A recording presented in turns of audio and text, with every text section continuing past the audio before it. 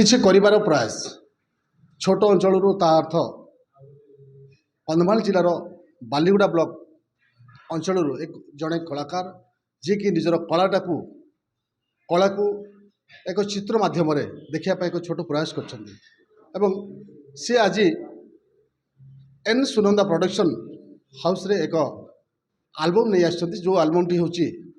ସୁନାମାଳି ଏବଂ এই ଆଲବମ୍ଟି ସମ୍ବଲପୁରୀ ଆଲବମ୍ ଏବଂ ସମ୍ବଲପୁରୀ ଆଲବମ୍ ଯାହାକି ସେ ଆଜି ଆକୁ ଶୁଭମୁକ୍ତି କରିଛନ୍ତି ଏବଂ ତାଙ୍କର ୟୁଟ୍ୟୁବ୍ ଚ୍ୟାନେଲରେ ମଧ୍ୟ ୟାକୁ ଉପଲବ୍ଧ ଅଛି ଏବଂ ମୁଁ ସିଧାସଳଖ ଭାବରେ ଦେଖିବି ଏଇ ଯେଉଁ ସମ୍ପୂର୍ଣ୍ଣ ଟିମ୍ ଏନ୍ ସୁନନ୍ଦା ପ୍ରଡକ୍ସନ୍ର ଯେଉଁ ଟିମ୍ ଅଛନ୍ତି ଏବଂ ଯେଉଁ କଳାକାରମାନେ ୟାକୁ ଅଭିନୟ କରିକି ଦେଖିଛନ୍ତି ସେମାନେ ମଧ୍ୟ ଆମ ସହିତ ଅଛନ୍ତି। ଏବଂ ଆଉ ଗୋଟେ କଥା ରହୁଛି ଯେତେବେଳେ ଅଞ୍ଚଳରେ ବହୁ କଳାକାର ଅଛନ୍ତି ଯେଉଁମାନେ କି ସେମାନେ ସୁଯୋଗ ପାଆନ୍ତିନି ଏବଂ ନିଜର କଳା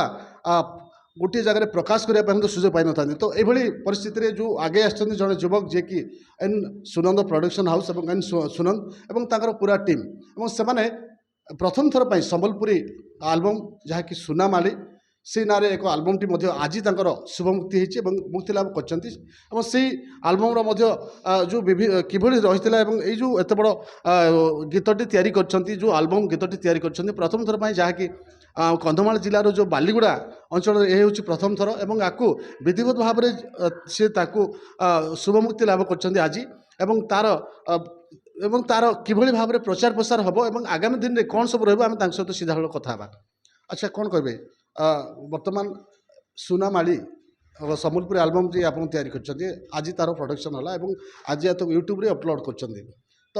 ଏଇସବୁ କ'ଣ ସବୁ ଉଦ୍ଦେଶ୍ୟ ରହିଛି ଯେ କନ୍ଧମାଳ ଅଞ୍ଚଳର ବହୁତ କଳାବିତମାନେ ଅଛନ୍ତି ଯେଉଁମାନେ କଳାକାର ଅଛନ୍ତି ସେମାନେ ମଧ୍ୟ ସୁଯୋଗ ପାଉନାହାନ୍ତି ତ କ'ଣ ସବୁ ସମ୍ପୂର୍ଣ୍ଣ କ'ଣ ସବୁ ଉଦ୍ଦେଶ୍ୟ ରହିଛି ଏଇ ଯେଉଁ ଆଜି ଯେଉଁ କାର୍ଯ୍ୟକ୍ରମ କରିଛନ୍ତି ଏବଂ ଆକୁ ବିଧିବଦ୍ଧ ଭାବରେ ମୁକ୍ତି ଲାଭ କରାଇଛନ୍ତି କ'ଣ ଉଦ୍ଦେଶ୍ୟ ରହିଛି? এইটা কেবল আমার গোটে ছোট প্রয়াস রয়ে যাই যে প্রয়াসে আমি দেখিছু তো আমি আম সাংসাথী মানুষ শিখি যাইছু যে সেমানে কেমিতি তাଙ୍କ নিজ অন্তর্নিহিত কলাকে আগরে দেখি পারি না তো আমি এমতি গোটে মানে আমার সহিত পাইগলু গোটে এন সুনন্দ বলে সানু ভাইটাকে পাইগলু সি আমাকে জনাইলে যে যে আমি কলা গুড়া রয়ে যাই সেগুড়াক আমার ছোট ছোট কলাকার যেত রয়ে যাই তাঁর ভিতর আমি বাহার করা आउ समस्त देखा जे आम बालीगुड़ा आम कंधमाल किसी कला रही जाइए जो गुड़ाक आम समस्त सामने पहुँचे पारा ता सहित आमको एति भल माने एति भल सुविधा मिलला आम मानक जे यूट्यूब मीडिया मिलगला ता पूर्व यूट्यूब जो नाला तो एमती कैसेट्रे आसूला सॉन्ग्स गुड़ाक यूट्यूब बदल केवल टीवी रे आसूला किंतु एबे जो यूट्यूब हो जाइए आम सीधा सड़क आम गीत बन पार्चु आम यूट्यूब रे पहुँची पार्चु तो आम चाहूँ एमती यूट्यूब माध्यम समस्त देखु आम चैनल को सब्सक्राइब करूँ शेयर करूँ आते पार्थ निज भल पाइबा दिंतु आ सहित चाहूँ आम मानक जदि किसी समस्ते किसी सजेसन देवे किसी कमेंट देवे ताहले आम आगे किसी बढ़ी पारू। ଆପଣ ସିଧାସଳଖ ଭାବରେ ଶୁଣୁଥିଲେ ଯେ କିଭଳି କ'ଣ ଉଦ୍ଦେଶ୍ୟ ରହିଛି ଏବଂ ଯେଉଁ ଏନ୍ ସୁନନ୍ଦ ପ୍ରଡକ୍ସନ୍ ଯାହା ଅଛନ୍ତି ତାଙ୍କ ନାଁ ଅଛି ଯିଏକି ଆଉ ଜଣେ ଭାଇ ଅଛନ୍ତି ଆମେ ତାଙ୍କ ସହିତ କଥା ହେବା ଯିଏକି ପ୍ରଡକ୍ସନ୍ ହାଉସ୍ ଯାହା ନାଁରେ ବି ପ୍ରଡକ୍ସନ୍ଟି ହେଇଛି ପ୍ରଡକ୍ସନ୍ ହାଉସ୍ ତିଆରି ହେଇଛି ତାଙ୍କ ସହିତ ଆମେ କଥା ହେବା। କ'ଣ କହିବେ କ'ଣ ଲକ୍ଷ୍ୟ ଅଛି? କିଛି ଲକ୍ଷ୍ୟ ଅଛି ଯେଉଁମାନେ ସାନ କଳାକାର ମାନେ ଅଛନ୍ତି ଯେ କାମ ପାଆନ୍ତିନି ଆମ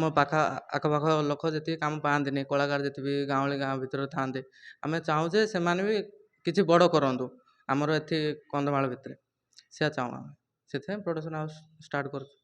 ଆମେ ସିଧାସଳଖ ଭାବରେ ମୁଁ ମୋର ସହଯୋଗୀ ଦେଖେଇବି ମୁଁ କହିବି ଏଇ ଯେଉଁ ବ୍ୟାନର ରହିଛି ଦେଖେଇବେ ସୁନାମାଳି ଏବଂ ୟାକୁ ମ୍ୟୁଜିକ୍ ଦେଇଛନ୍ତି ଯିଏକି ଡିକେ ଭୋଇ ଏବଂ ୟାର ସିଙ୍ଗର ହେଉଛନ୍ତି ଆୟୁବ କୁମାର ଏବଂ ଆର୍ ପ୍ରଣତି ତ ଏ ବର୍ତ୍ତମାନ ଦେଖନ୍ତୁ ବହୁତ ସୁନ୍ଦର ଭାବରେ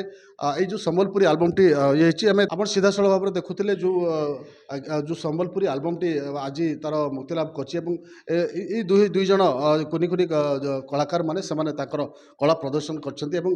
ସିଧାସଳଖ ଭାବରେ ଦେଖିବାକୁ ଆମେ ତାଙ୍କ ସହିତ ଦ୍ୱିପଦ କଥା ହେବା। ଆଚ୍ଛା ତମ ପରିଚୟ ବାବୁ? ଆଜ୍ଞା ମୋ ନାଁ ହେଉଛି ମହେନ୍ଦ୍ର କୁମାର ଗମାଙ୍ଗ ଆଉ ମୋତେ ସମସ୍ତେ ମାହି ନାଁରେ ଜାଣନ୍ତି ଆଉ ମୋ ଘର ହେଉଛି ରାୟଗଡ଼ା। ପ୍ରଥମେ ତ ମୁଁ ଆମର ଏନ୍ ସୁନନ୍ଦ ପ୍ରଡକ୍ସନ୍କୁ ମୁଁ ବହୁତ ବହୁତ ଧନ୍ୟବାଦ ଦେବି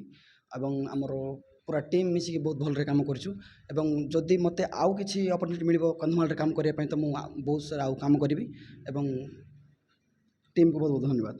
ବହୁତ ସୁନ୍ଦର କଥା ସେ ରାୟଗଡ଼ାରୁ ଆସୁଛନ୍ତି ସେ ହୁଏତ କନ୍ଧମାଳ ଜିଲ୍ଲାର ନାହିଁ କିନ୍ତୁ ରାୟଗଡ଼ାରୁ ଆସିଛନ୍ତି ଏବଂ ଯେହେତୁ ସେ ଜଣେ କଳାକାର ତ କଳାକୁ ସେମାନେ ଭଲ ପାଆନ୍ତି ତ ସେଇ ହିସାବରେ ସେ ଆସୁଛନ୍ତି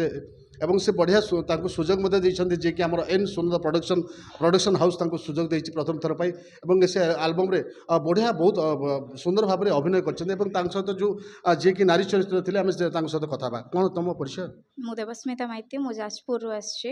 ଆଉ ମୋର ବି ଏଇଟା ଫାଷ୍ଟ ମ୍ୟୁଜିକ୍ ଭିଡ଼ିଓ, ମୁଁ ଏଇଟା ସୁନନ୍ଦ ଭାଇଙ୍କ ପାଇଁ ପାଇଛି। ଥ୍ୟାଙ୍କ୍ସ ଦେବି କି ସୁନନ୍ଦ ଭାଇ ବହୁତ ଭଲ ମ୍ୟୁଜିକ୍ ଭିଡ଼ିଓଟା ମୋତେ ଗୋଟେ ସୁଯୋଗ ଦେଇଛନ୍ତି।